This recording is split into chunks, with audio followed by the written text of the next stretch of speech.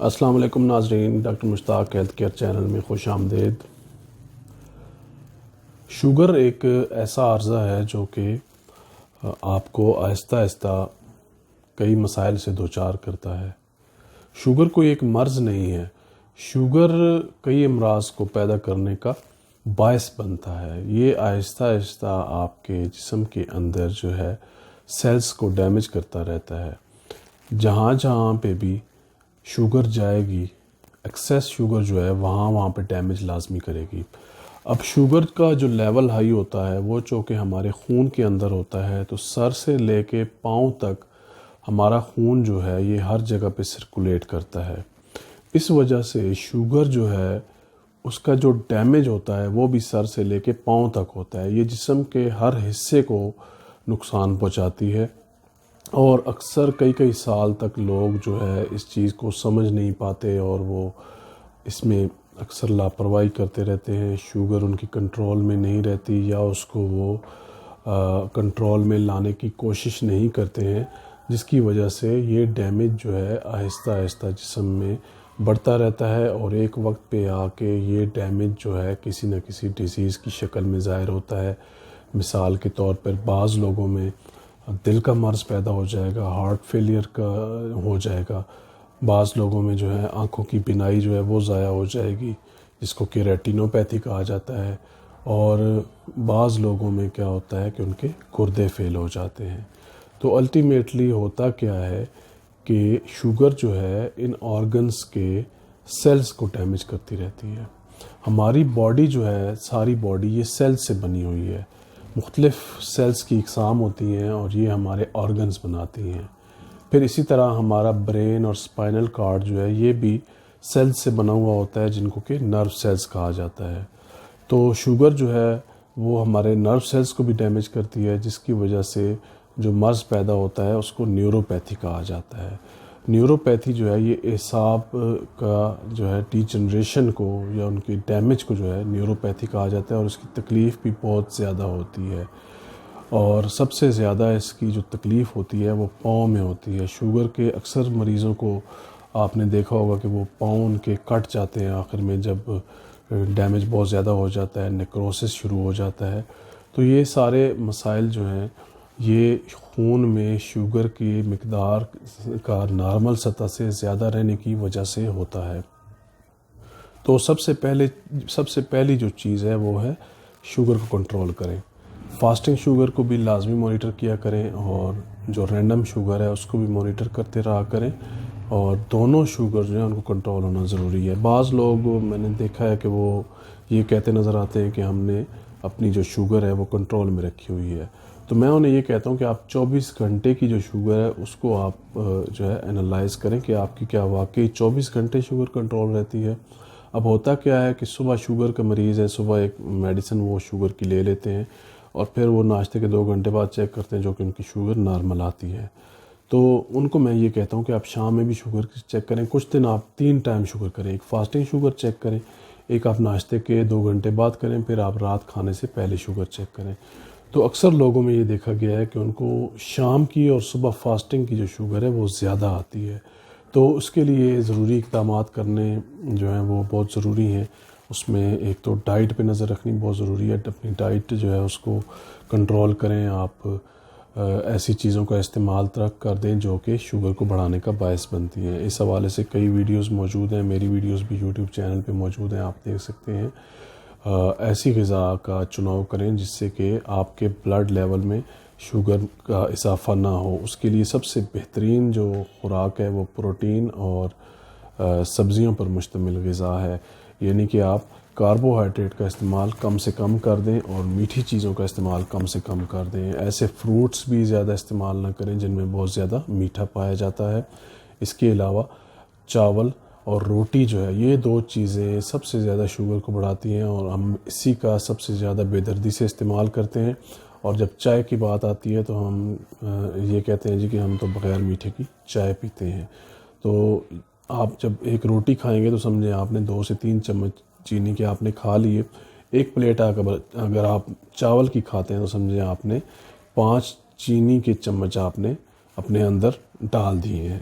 تو ان چیزوں سے احتیاط کریں۔ پروٹین جو ہے یہ شوگر کو نہیں بڑھاتی، اس کے لیے انسولین کی ضرورت نہیں ہوتی، اپنی غذا میں پروٹین کا استعمال تھوڑا زیادہ کر دیں، لیکن اس کے لیے بھی ضروری ہے کہ پہلے آپ اپنے گردوں کے ٹیسٹ کروا لیں۔ اگر آپ کے گردے ڈیمیج ہیں یا گردوں میں کوئی مسئلہ ہے تو پھر آپ پروٹین استعمال کرنے میں احتیاط برتیں۔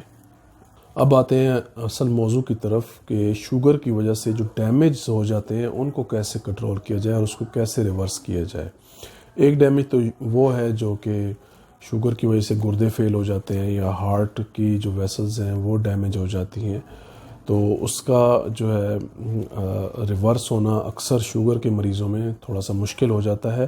صرف جو ہے ایک ان کو پیلیٹیو ٹریٹمنٹس دیا جا سکتا ہے، پیلیشن دی جا سکتی ہے اور اس کو کنٹرول کیا جا سکتا ہے، یعنی جو پیتھالوجی ایڈوانس پیتھالوجی ہو جاتی ہے اس کو کنٹرول کیا جا سکتا ہے۔ دوسرے نمبر پر ایک ڈیمیج وہ ہوتا ہے جو کہ سیلولر ڈیمیج ہوتا ہے اور جسم کے مختلف لیولز پہ ہوتا ہے، جس میں کہ نروز کے سیلز بھی ڈیمیج ہو رہے ہوتے ہیں اور اس کے علاوہ بلڈ ویسلز کے اور ٹیشوز کے بھی جو ہیں وہ سیلز ڈیمیج ہوتے ہیں۔ ان کو روکا کیسے جا سکتا ہے؟ اس کے لیے جو ہے ایسی چیز ہمیں استعمال کرنی ہوگی جو کہ ہمارے سیلز کو ریجنریٹ کر سکے۔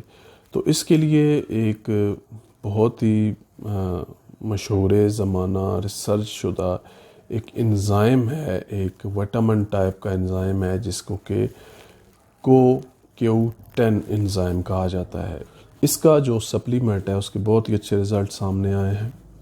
یورپین کنٹریز میں یہ سپلیمنٹ استعمال کروایا جاتا ہے نیوروپیتھی کو کم کرنے کے لیے۔ جن لوگوں میں شوگر کی وجہ سے نروز ڈیمیج ہونا شروع ہو جاتے ہیں ان کے لیے یہ بہت ہی شاندار رزلٹ دیتا ہے، اور اس کا کچھ عرصے تک لگاتار استعمال جو ہے وہ سیلز کو ڈیمیج ہونے سے بچاتا ہے، اور بلکہ جو ایک ایجنگ کا پروسیس ہوتا ہے سیلز میں، یعنی ٹائم سے پہلے ہی سیلز جو ہیں وہ بوڑھے ہونا شروع ہو جاتے ہیں اور ڈیڈ ہونا شروع ہو جاتے ہیں، ان کو بھی جو ہے ریہیبلیٹیٹ کیا جا سکتا ہے، ریورس کیا جا سکتا ہے، اور اس پروسیس کو جو ہے اس انزائم کے استعمال سے کم کیا جاتا ہے۔ ویسے تو یہ باڈی میں یہ انزائم ہمارے پایا جاتا ہے، لیکن شوگر کی وجہ سے اور پھر شوگر کی دوائیاں استعمال کرنے کی وجہ سے یہ ہمارے باڈی میں اس کا لیول جو ہے وہ کافی کم ہو جاتا ہے۔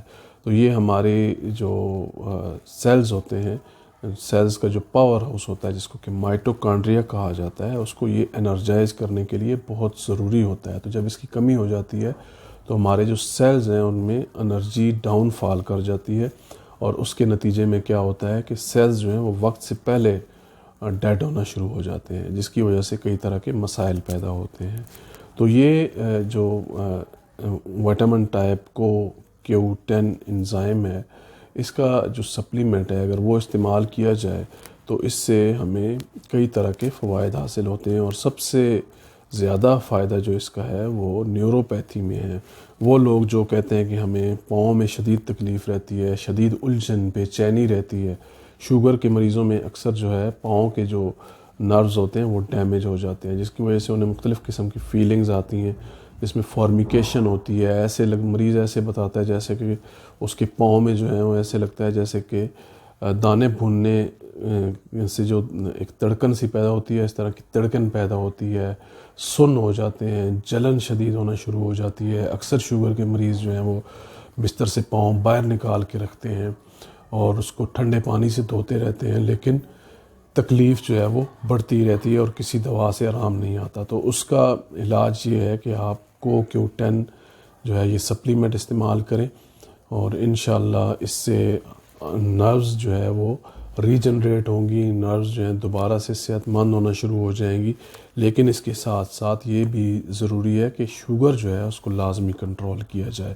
اگر شوگر کنٹرول نہیں ہوگی تو الٹیمیٹلی سیلز میں جو ہے وہ ڈیمیج ہوتا رہے گا، اور اس کو صرف سپلیمنٹ سے کنٹرول کرنا مشکل ہو جائے گا۔ تو اپنی شوگر کو فاسٹنگ اور رینڈملی دونوں طرح سے چیک کرتے رہا کریں، اور اس کو کنٹرول کرنے کے لیے انتہائی کوششیں جو ہے وہ بروئے کار لانی ضروری ہیں۔ صرف ادویات پہ انحصار کرنا ضروری نہیں ہوتا، بہت ضروری ہے کہ آپ اپنا ایک ڈائٹ پلان بھی ترتیب دیں اور ایسی چیزوں کا استعمال جو ہے وہ چھوڑ دیں جو کہ شوگر کو بڑھانے کا باعث بنتی ہیں۔ امید کرتا ہوں یہ ویڈیو آپ کو پسند آئی ہوگی. ویڈیو اچھی لگے تو اس کو لائک اور شیئر ضرور کیجیے گا, اور اگر آپ نے ابھی تک میرا چینل سبسکرائب نہیں کیا تو اس کو سبسکرائب کر لیں اور بیل آئیکن کو بھی پریس کر لیں, کیونکہ اس سے آپ کو ہر آنے والی ویڈیو جو ہے وہ بر وقت ملتی رہے گی.